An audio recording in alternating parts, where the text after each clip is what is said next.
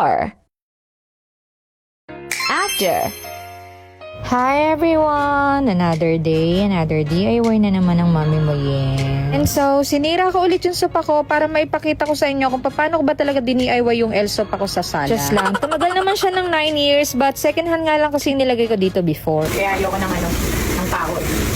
Pagbabaklas pa lang pagod ka na talaga dahil. Ay! Dahil bariya. Sampu. Dahil bariya ng bahay natin.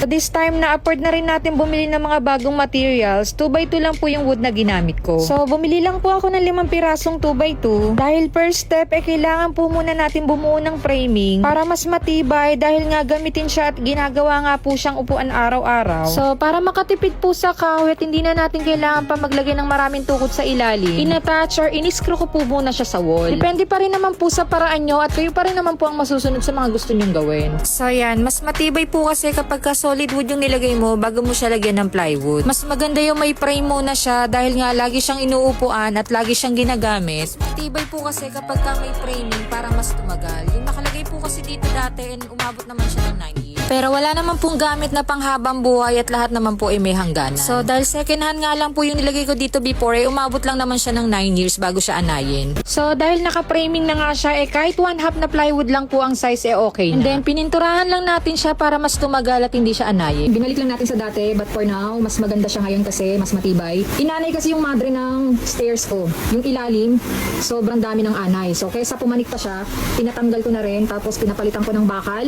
Kaya bakal na yan. At yung mga hakbangan, hindi naman siya anayan dahil nara yan. Sobrang tigas niyan. Remake ko lang siya ulit. But this time, mas maganda siya dahil before hindi pa ako marunong gumamit ng level. Mukha na siyang pantay, pero hindi talaga pantay yun. But this time, naka-level na siya. Yan. Subukan natin. Bugs! Naka-level. Marunong na akong gumamit ng level. Yan, see? Pantay yan, dahil. Then, pinalitan ko na rin siya ng foam para mabago na talaga siya lahat. At dahil detachable nga yung mga ginagawa nating headboard or sandalan, mas madali natin siyang mapapalitan ng cover. And as usual, para sa cover natin, waterproofing po yan na mabibili lang ng 20 pesos per yard sa Divisoria. So, kahit magpapalit-palit tayo ng cover, okay lang dahil mura nga lang at 20 pesos lang at the same time, mas madali pa siyang palitan. So, kung mag-worry kayo kung bakit light color yung nilagay ko at dumihin, no worries po dahil ang lahat ng ginagamit ko pong tela ay waterproofing. See, dumudulas lang yung pinaka-water niya. As i-wipe mo lang siya, wala na.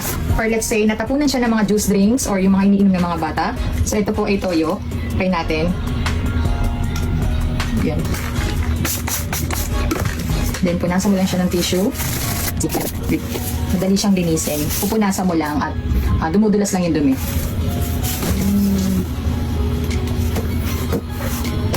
And that's it. Sa ganung kadali, nakapag-DIY na naman po tayo ng sopa. Actually, hindi kasi talaga ako pwede magsopa rito dahil nga hindi siya talaga kasya sa liit ng bahay. That's why, kinailangan ko po talagang mag-customize ng sopa para hindi po siya kumain ng malaking space. At the same time, mapakinabangan pa rin natin yung storage sa ilalim. At kung paano ko naman po DIY itong sliding door na ipinantakip natin sa ilalim. Upload ko na lang po ng solo videos para ma-details ko po dahil masyado na pong mahaba. And so, yun lang. That's all for today's videos. Thank you for watching. Bye!